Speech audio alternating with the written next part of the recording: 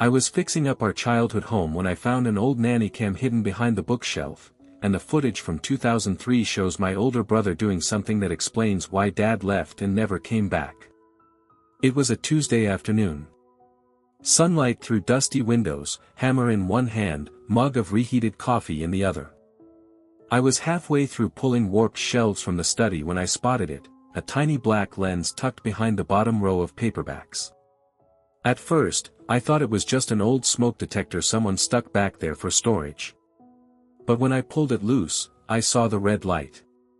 Still faintly blinking.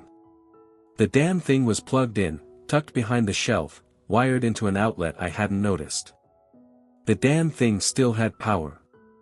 Now, this was the house we grew up in, creaky floors, peeling wallpaper, the faint smell of old carpet no matter how hard you scrub. We called it ours, but it hadn't felt like anyone's for years. Not since Dad walked out one morning and never said why. No fight. No letter. Just gone. Mom said he'd had a break. My brother Daniel said not to talk about it. I was 16. Confused. Angry. And if I'm honest, a little relieved, because the silence between them had grown so thick, it felt like breathing tar. But now, 20 years later, I was back. Trying to flip the place before winter. Mom passed last year. Daniel said he was too busy to help. Typical. So I came alone, thinking I'd patch some drywall and maybe bury a few ghosts along the way. I didn't expect the ghosts to fight back. The nanny cam had a small SD card in it. I almost tossed it. Figured it would be old footage of me and Daniel being kids, Lego fights, blanket forts, the usual stuff. But something about the way it was hidden made me pause. Why tuck it behind books unless you didn't want it found? So I popped the card into my laptop. The footage loaded instantly. Grainy. Time-stamped. September 18, 2003. The day before Dad left. I watched the living room flicker onto the screen. Daniel was in the frame. 17 years old, lanky, sharp-eyed. He always had a way of looking older than he was, like he carried secrets in his pockets. He was alone. Fidgeting. Then he pulled something out of his backpack. A folder. And from inside it, a stack of envelopes. Thick. Sealed. He held them like they were made of glass. Then, and this is the part that made my stomach turn, he walked over to Dad's desk drawer, the one he was never supposed to touch, and started replacing things. Removing documents, adding new ones. Carefully. Quietly. Like he'd done it before. I froze the frame. Zoomed in. And there it was, our father's signature. Dozens of copies. Slightly off. Slanted. The way a teenage hand might try to mimic an adult's after a little too much practice. My brother forged them. And I don't mean a prank. These were official documents. Bank letters. Insurance forms. A deed, maybe. I wasn't sure. But the look on his face, cold, calculated, made one thing clear. This wasn't a mistake. And the worst part? He smiled after he finished. Just a little. Like he'd gotten away with something. The footage ended there. I sat back, heart pounding, laptop humming softly on the desk beside me. My coffee had gone cold. My hands wouldn't stop shaking. I hadn't thought about that week in years, the tension, the shouting behind closed doors, the way Dad stormed through the house one final time with that duffel bag. The way Daniel didn't cry. Didn't flinch. Just watched him go from the stairs like he knew it was coming. Now I knew why. And in that moment, one thought looped through my head like a curse. What the hell did my brother do? I didn't sleep that night. I just sat in the kitchen of our old house, surrounded by half-painted walls and silent memories, playing that video on loop until the battery on my laptop finally gave out. Each time I watched it, I caught new details. The precision of Daniel's movements. The way he checked the window before opening Dad's drawer. The certainty. This wasn't a moment of impulse. It was a plan. And if he had a plan, it meant this went deeper than just some teenage rebellion. I wanted to believe it was harmless. Maybe he forged a note to get out of school. Maybe he borrowed money and panicked. I wanted that to be true so badly I almost let myself believe it. But the truth? It was right there, humming in my chest like a second heartbeat. Daniel knew something that day. Something big. And Dad found out. The next morning, I tore the study apart. I told myself I was looking for more tapes. But really, I was looking for answers. And in the far corner, beneath a loose floorboard behind the old radiator, I found something I didn't even know I was looking for. An envelope. Yellowed with age. No address. No stamp. Just one word, written in my father's handwriting, for Matthew. My name. I stared at it for a long time before I opened it. The paper inside was folded once, neatly. Like it had been waiting. Matt. If you're reading this, it means I didn't come back. I want you to know first, it wasn't your fault. It was never yours. I left because something in this house broke that I didn't know how to fix. I found out what Daniel did. Not all of it, but enough. I confronted him. He looked me in the eye and told me he wasn't sorry. Said he did it for Mom. For us. But I knew better. He did it for himself. I tried to tell your mother. She wouldn't believe me. Or maybe she didn't want to. I couldn't bring myself to call the police. Not on my own son. I kept hoping your mother would step in, that she'd see it for what it was and stop him. But she didn't. And I realized I was alone in this. Said boys make mistakes.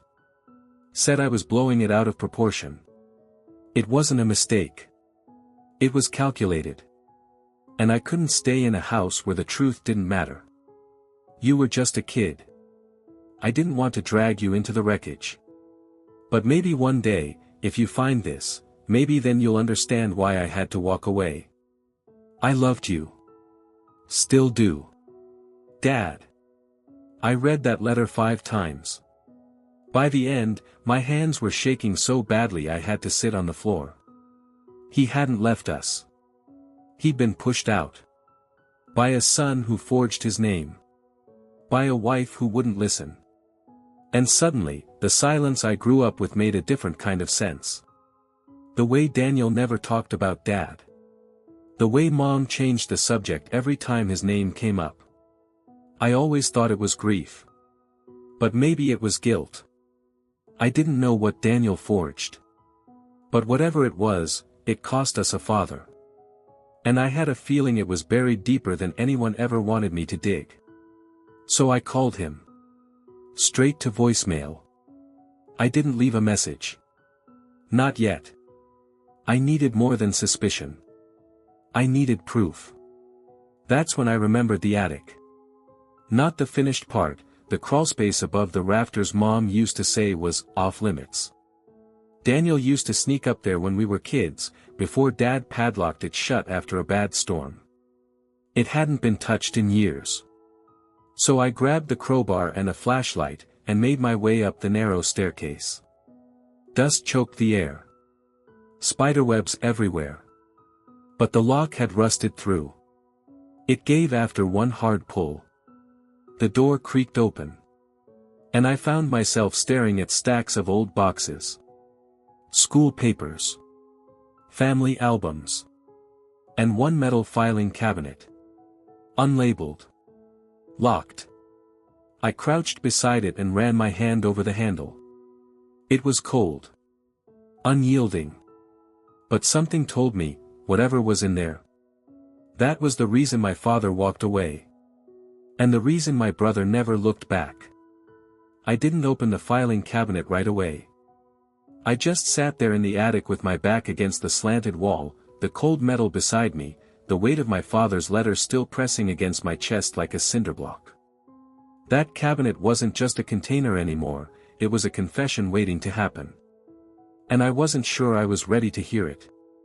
But I also knew this: once you start turning over stones like this, you can't just set them back down.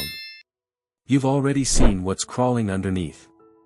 So I went back downstairs, grabbed the old lockbox from Dad's desk, and fished out the ring of keys he used to keep in his top drawer.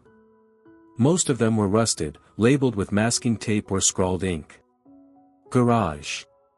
Shed. Safe. One key didn't have a label. Just a little red dot of paint on the head. I don't know why, but I knew that was the one. Back in the attic, I knelt in front of the cabinet, hands trembling, and slid the key into the lock. It turned on the first try. The top drawer slid open with a groan, and inside were rows of manila folders, each one stamped with dates. Some as far back as 1998. Some as recent as 2003. The last year Dad was still with us. I pulled the most recent one. September 10, 2003, 8 days before he left. Inside were photocopies of checks. Insurance documents. Loan applications. But it wasn't the paperwork that made my throat go dry. It was the signatures. All of them, forged. And right there, clipped to the front, was a sticky note in my dad's handwriting. Daniel is taking out loans under my name. Found 3 this week alone. Told Margaret. She refused to believe it. I dropped the folder like it burned. It wasn't just a forgery. It was fraud. My brother, 17, barely out of high school, had taken out thousands under our dad's identity. Loans. Credit cards. Even life insurance.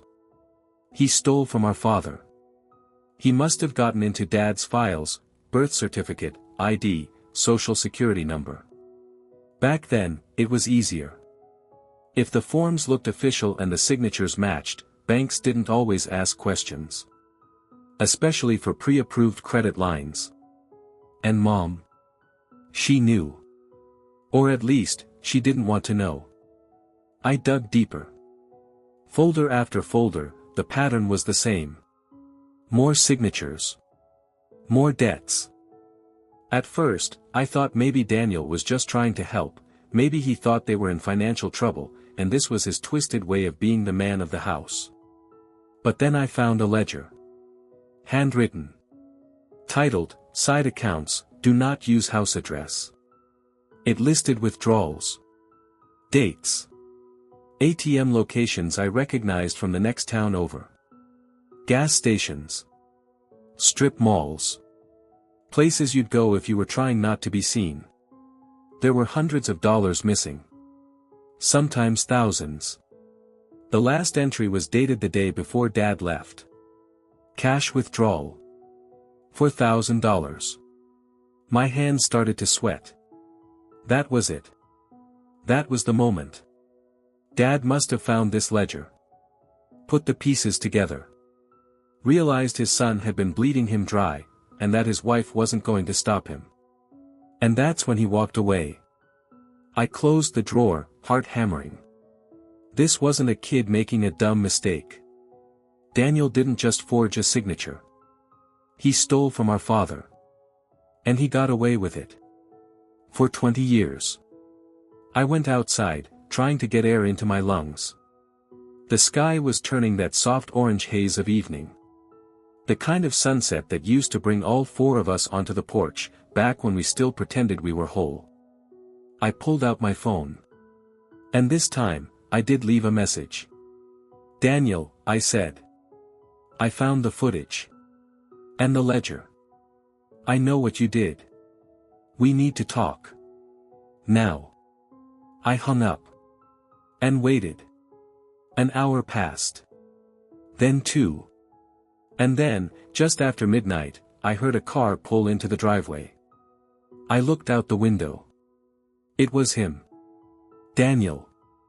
Standing next to that same beat-up truck he'd been driving since college, arms crossed, eyes dark.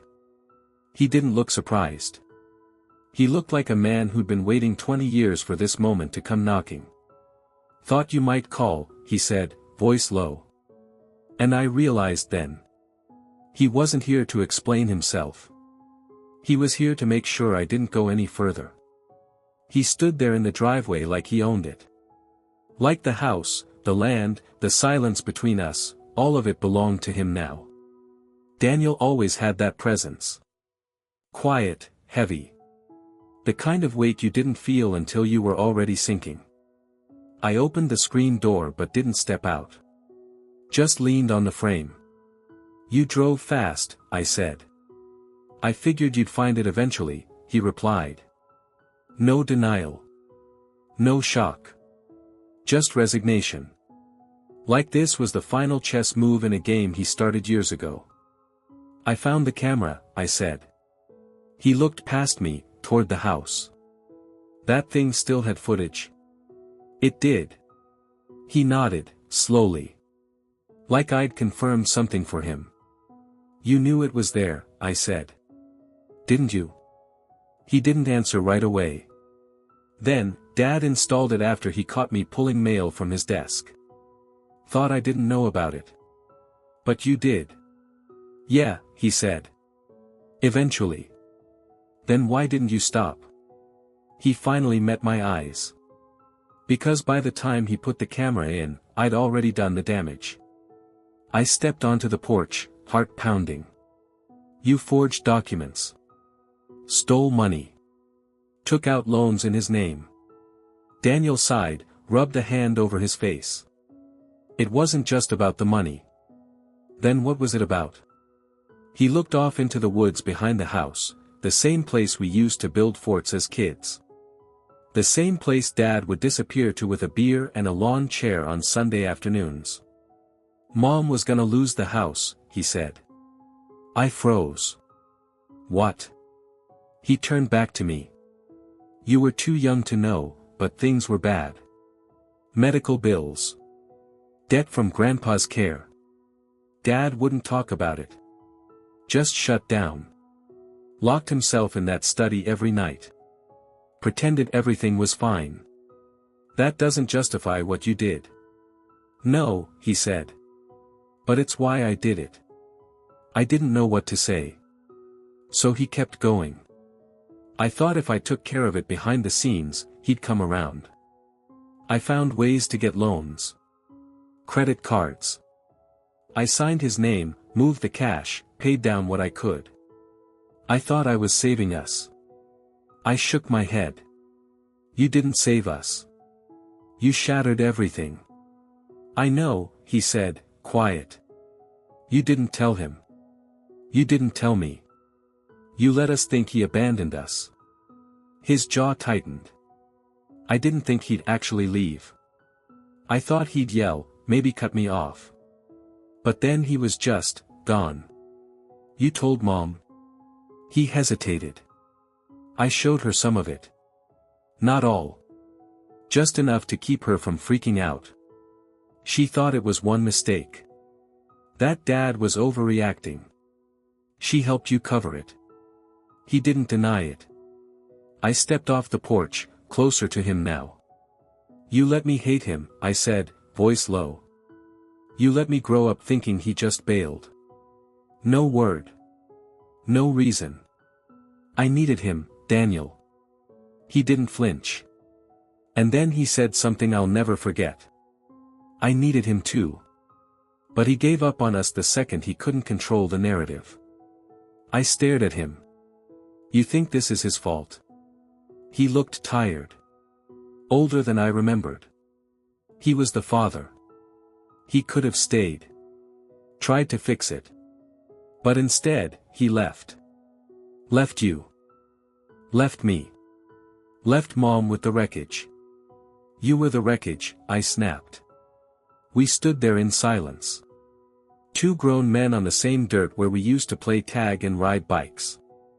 Now we were just two strangers sharing blood and a story we'd never finished telling. He ran a hand through his hair.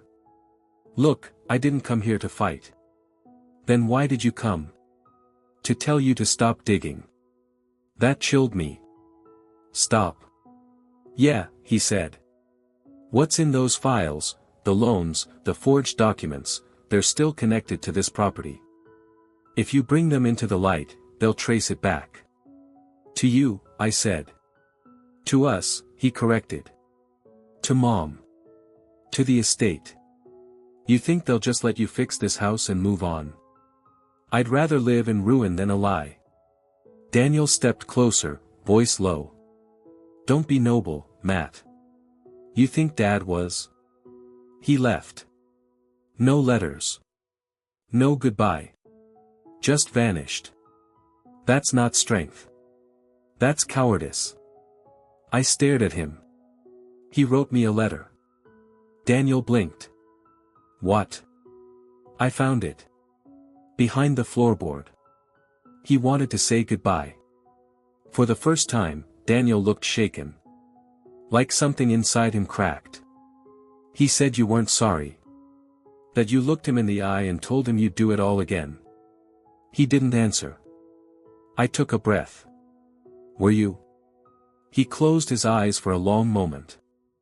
Then opened them. I don't know, he whispered. And that hurt more than anything else.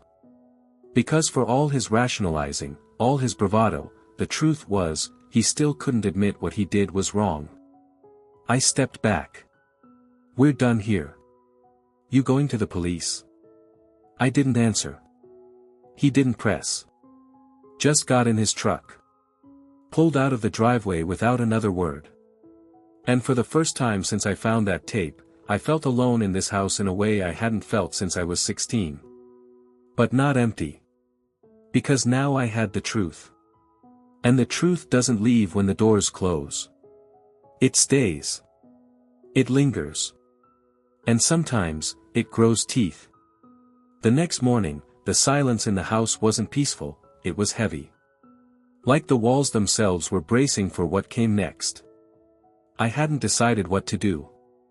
I had Dad's letter, Daniel's forgery on video, and enough paperwork to prove what really happened. But no plan. Just the raw weight of truth and the knowledge that this house had kept too many secrets for too long. I went back to the attic.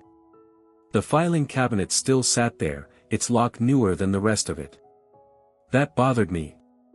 So I emptied the bottom drawer again, tapped along the back, and sure enough, taped behind it was a second envelope.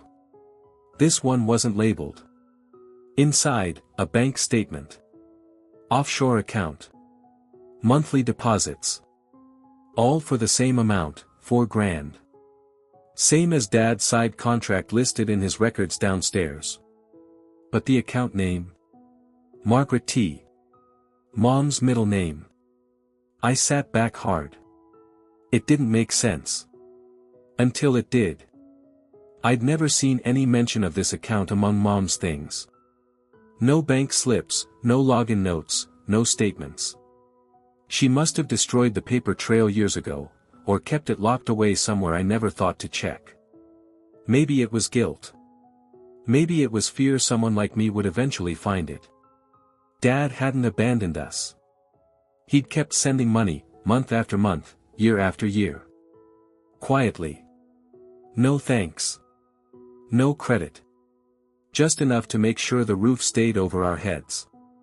The same roof that had turned its back on him. I pulled his old tax files from the garage. He had everything, contracts, invoices, all meticulously logged. The retainer payments lined up exactly with the deposits into Mom's hidden account. And suddenly, everything I believed about him started to crack. He hadn't walked out to escape. He walked out because he was pushed, by Daniel's betrayal, by Mom's denial, and by a house that refused to admit what it had become. But even in exile, he still gave. I packed the files, the footage, the letter, everything, into a box and drove to the last company listed on Dad's records. A tech firm in Ohio. The office was still there. They didn't want to talk. Until an older man came out from the back. "You're David's son?" he asked. I nodded. He gave me a long look. He only ever said one thing about his family. What was it? Sometimes leaving is the last kind of love a man has left to give. I didn't speak. Just nodded, thanked him, and walked out to my car, the box on the passenger seat like it weighed 100 pounds.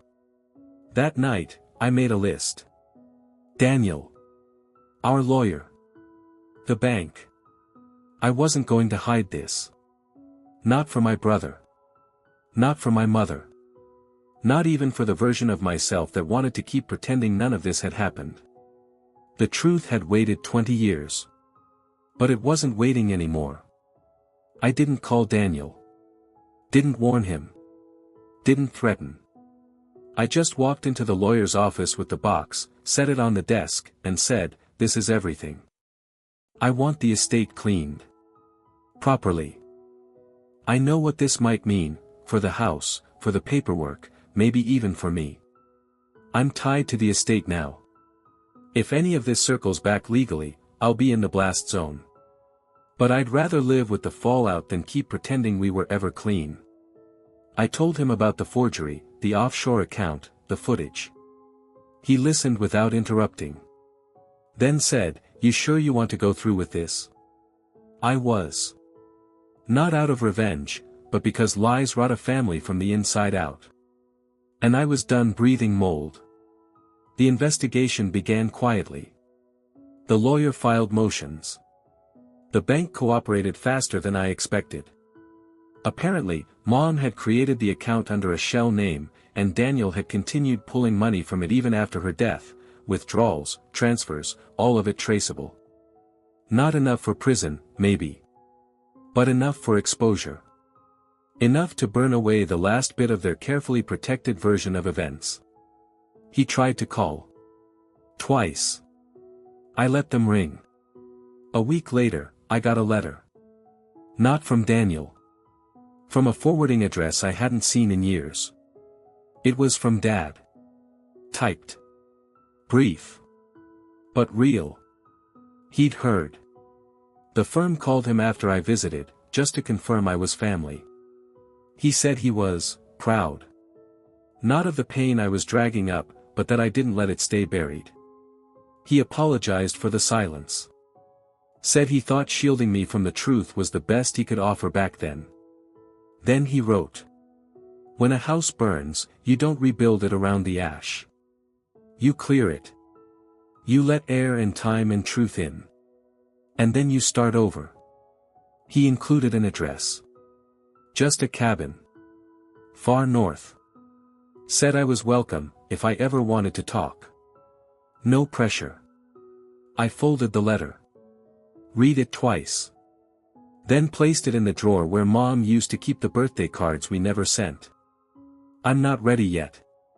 But I will be. The house is almost done now. New floors. Fresh paint. The bookshelf is gone, in its place, a window. Sunlight comes in easily now. I kept the nanny cam. Not as a threat. Not even as evidence. Just as proof that the truth leaves footprints, even when people try to sweep them away. This house won't carry secrets anymore. And me? I won't either. Because the truth, when it finally breathes, doesn't scream. It just exhales. And lets you build something real.